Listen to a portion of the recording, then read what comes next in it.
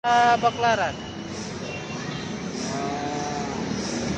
Baklaran. Saan na yung bintahan dito? Ito, Baklaran Terminal Plaza 1.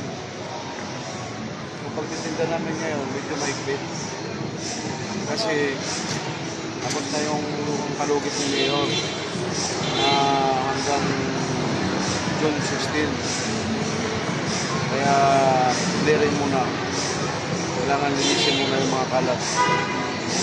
So, kailan kayo makakalagtag dito sa gitna? Dito mismo sa gitna, Baklaran. Yung mga leader namin,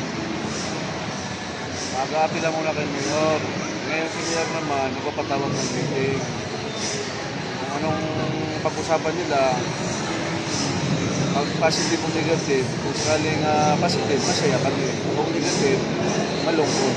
Hindi wala yung magagawa. Si Mayor lang sumusunod sa batas. Kaya pala. So, dapat sundin ng batas ni Mayor. Alam mo naman na dito tayo mismo sa highway. Baklaran. So, tingnan na yung mga vendor dyan, naka-ready na yung mga sapatos nila.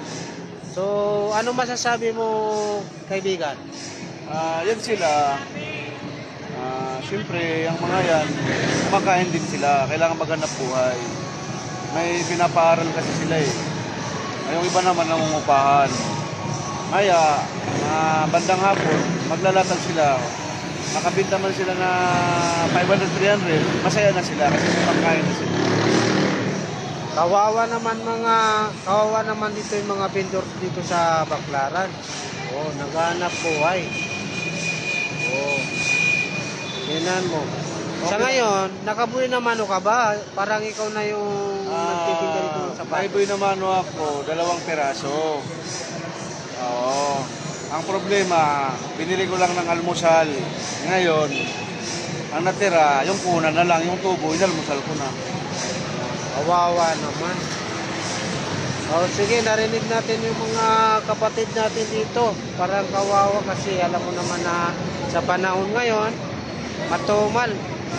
Dahil nawala na yung mga vendors eh. Makiusap ko lang sa mga dumadaan dito sa amin, sa ilalim ng Galpin.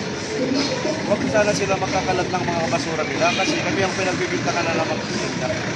Tama Kasi yan. pag kumakain sila ng mga pagkain nila, yung mga steak na libawa ng banana cube, mga chicheria, tinatapon lang dito sa harapan namin. Ngayon, kami yung pinagbibintangan ng mga bata nila.